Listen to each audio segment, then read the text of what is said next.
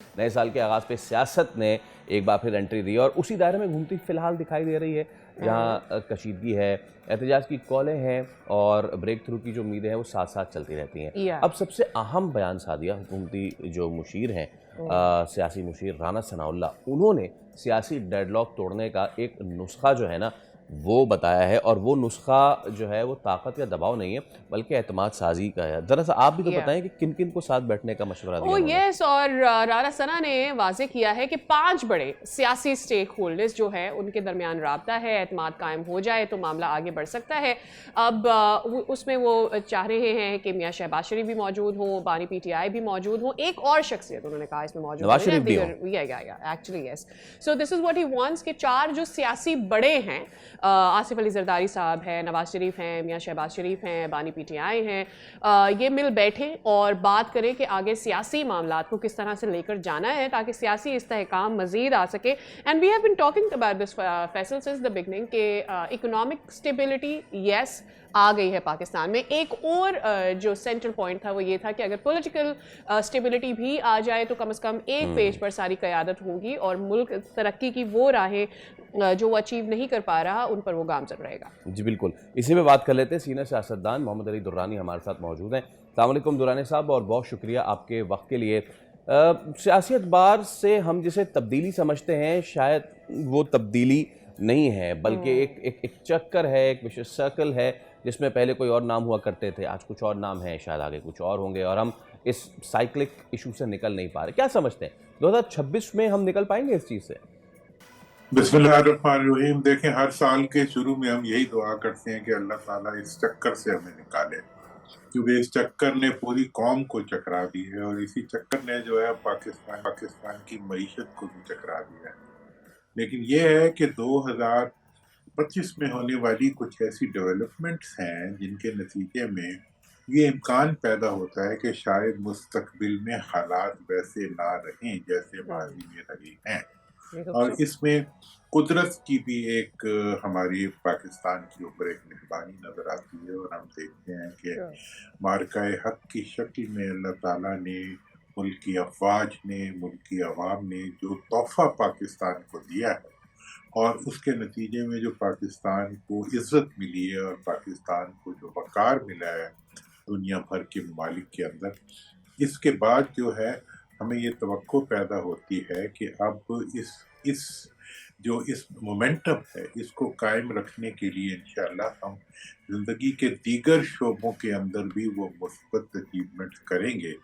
جو کہ ٹکراؤ اور کوہلو کے بیل کی جگہ ہمیں ایک قدم بڑھاتی ہوئی قوم کی شکل میں بدل سکیں۔ اور اس کے بارے میں اگر سیاسی قائدین جو ہیں وہ اپنے رویوں کو نہیں بدلتے، اور اگر وہ معیشت کے ساتھ جو ان کا رویہ ہے اس کو نہیں بدلتے، تو اس صورت میں ان کے لیے عوام کی پسندیدگی مزید کم ہو جائے گی۔ لہٰذا میری تو یہ توقع ہے کہ اللہ تعالیٰ نے جہاں ہمیں پچھلے 50 سال کی جو ایک انڈر ڈاگ کیفیت تھی، ہم جس کمزوری کی صورت میں چل رہے تھے اس خطے میں اور دنیا میں، اس کو تبدیل کر دیا ہے قدرت نے۔ تو اب جو ہے جو نئی صورتحال بن رہی ہے، اس میں امید یہ ہے کہ ہماری معیشت بھی بدلے گی اور ہمارے سیاستدانوں کے رویے بھی بدلیں گے، ورنہ وہ خود بدل جائیں گے۔ صحیح۔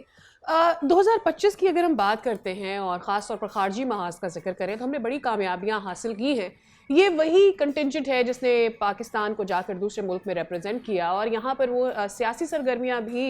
سر انجام دے رہے ہیں، بٹ ایسے میں اسٹل اندرونی طور پر اگر بات کی جائے تو اندرونی معاملات ہم نہیں سالو کر پائے۔ کہاں ہم لیک کر رہے ہیں؟ دیکھیں، ابھی میں اندرونی طور پہ تو آپ دیکھیں نا، اس وقت پاکستان کی آج یہ جو مطلب اس کے بعد سے معرکہ حق کے بعد سے تو اس وقت معیشت کو 2 انجن لگ چکے ہیں۔ ایک انجن تو وہ ہے جو ملک کی ڈیفنس انڈسٹری اور ملک کی جو افواج کے دنیا کے اندر حیثیت اور ہماری جو ڈیفنس پروڈکشنز ہیں ان کے بارے میں ایک جو دبدبہ اور ایک دنیا کے اندر جو ایک ریکگنیشن ان کی پیدا ہوئی ہے، وہ ایک نیا ایلیمنٹ ہے جو ہماری معیشت کو مستقبل قریب میں اور آئندہ साल और आइंदा सालों में सहारा देता हुआ लगता है। दूसरी तरफ वो मईशत है जो हमारी, वो इंजन है मईशत का जो हमारी हुकूमती मशीनरी चलाती है, उसके अंदर हम ये महसूस करते हैं कि वहाँ पे किसी किस्म का कोई तहर्रुक मौजूद नहीं है। जितनी भी माशी इंडिकेटर्स हैं वो डाउन जा रहे हैं। पब्लिक को रिलीफ देने का कोई रास्ता नहीं है। ख़त गुर्बत से लोग नीचे जा रहे हैं, बेरोज़गारी बढ़ती जा रही है। जो इवन आपकी ज़राअत जो कि पाकिस्तान की एक वो है, बैकबोन है, और जिसको जिसको काश्तकार अपनी कुव्वत से चलाता है, उसको भी हुकूमती रुकावटें जो हैं वो उसको मुंजमिल कर देती हैं। तो ऐसी सूरत हाल में एक्सपोर्ट्स नहीं बढ़ाते, बिजली कहते हैं सस्ती कर दी है, प्रैक्टिकली महंगी हो जाती है। राइट अब सोलर को अवाम ने इतने जोर शौक से उसको ऊपर उठाया, अब उसी के ऊपर जो है जो आईपीपी जिन्होंने मुल्क की मईशत बिठा दी उनकी तो पेमेंट्स हो रही हैं, और जो सोलर जिन्होंने मुल्क की मईशत को सहारा दिया उनके साथ एक इंतकामी रवैया रखा जा रहा है। बिल्कुल सही ये जो सारे हुकूमती इकोनॉमी को डील करने वाले इदारों के मनफी रवैये हैं, इसको यकीनी तौर पे अब बदलना चाहिए। और इसके ऊपर मेरा ये ख्याल है कि इस बजट से पहले हुकूमत को अपना रवैया जो है उसको यकीनी तौर पे इम्प्रूव Very करना पड़ेगा। और जो ये जो मतलब जो नेगेटिव इम्पैक्ट्स हैं हमारी मईशत के ऊपर, हमारे अवाम के ऊपर, और जिस तरीके से अवाम को मुल्क की मईशत का हिस्सा नहीं बनने दिया जाता, राइट उसमें यकीनी तौर पे एक तब्दीली आनी चाहिए, और उम्मीद तो ये है कि इंशाल्लाह आएगी। दुर्रानी साहब, आज हम देखें तो दुनिया अपने अपने जो झगड़े हैं उनको ख़त्म कराने के लिए पाकिस्तान की तरफ देख रही है, दीगर ममालिक पाकिस्तान की तरफ देखते हैं। ऑन दी अदर हैंड हम जो है इंटरनल जैसे कि आप ख़ुद भी फरमा रहे हैं कि इतने सारे इश्यूज़ हैं,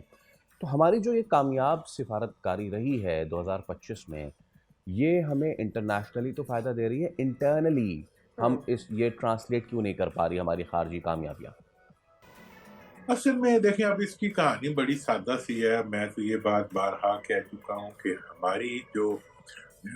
हमारी जो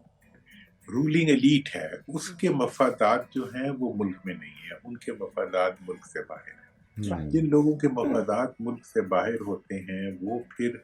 मुल्क के लिए वो कुछ नहीं करते जो उन्हें करना चाहिए। मैं आपको बताऊं, इस वक्त मुल्क में सिर्फ एक ही इंडस्ट्री चल रही है, कर्जों की इंडस्ट्री है। मतलब कर्जे लेने के अंदर जो है सारी खुशियां मनाई जाती हैं कर्जे लेके, वो कर्जा जिसके नतीजे में आप, मैं, हमारे बच्चे जो हैं मजीद कर्जे तले दब जाते हैं। लेकिन वो कर्जे जब मुल्क में आते हैं तो वो गैर मुल्की जाके साथों में लग जाते हैं, वो अनफेयर मीन्स से जो है मुल्क से बाहर चले जाते हैं, और मुल्क के अंदर जो है गुर्बत, अफलास और बेकसी रह जाती है। अब ये जो सारा रवैया है हुक्मरानी का, इस रवैये को यकीनी तौर पे हम तो मतलब ये तवक्को करते हैं कि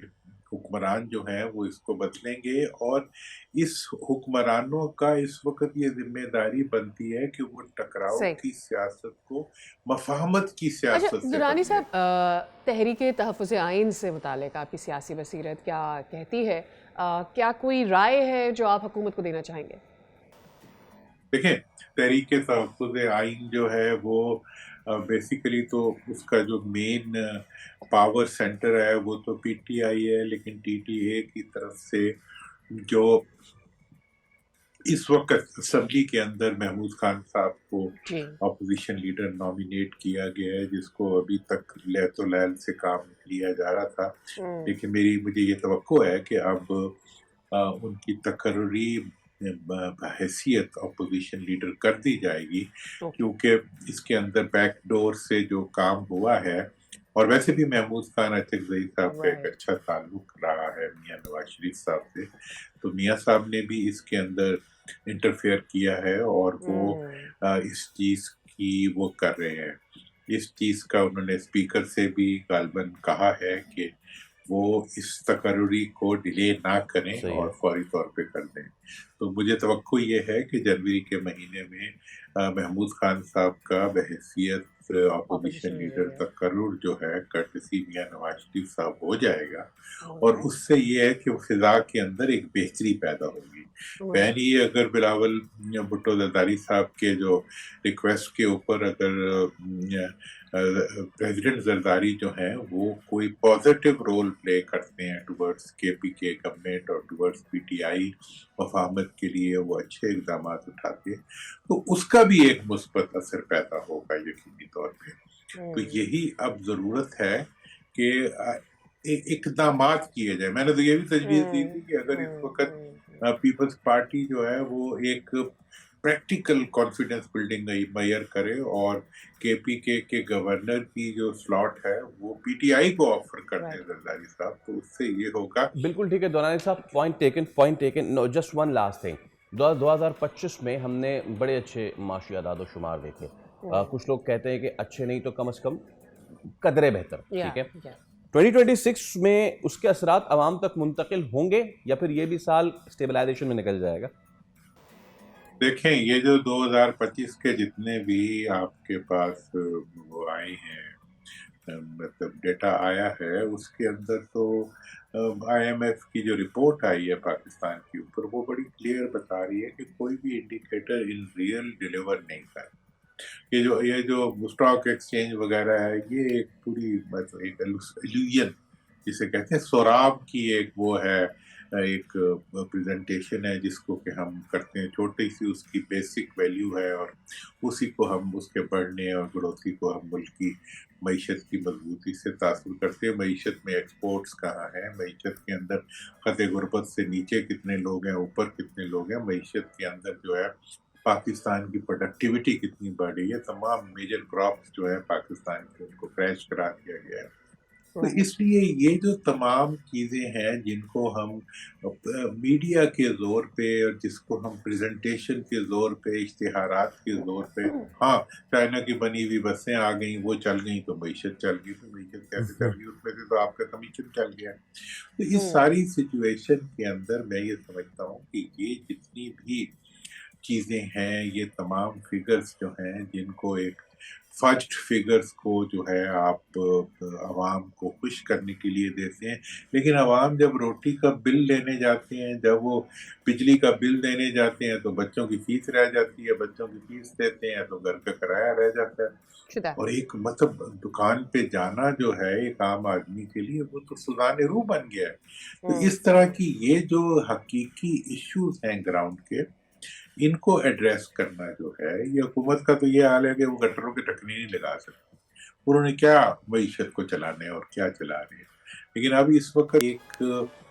पाकिस्तान को बैनुल अक़वामी अटेंशन मिली है, उस अटेंशन को कैपिटलाइज करने की ज़रूरत है टुवर्ड्स द नेशनल जिसे कहते हैं डेवलपमेंट और मईशत के इस्तेकाम के लिए, और उसके लिए हमें ये इस मौके को कैपिटलाइज करने की ज़रूरत है। और इससे जितना ज़्यादा, I think we have gained a lot already इससे मेरे ख्याल में Faisal, but yes we are on the way to get some more.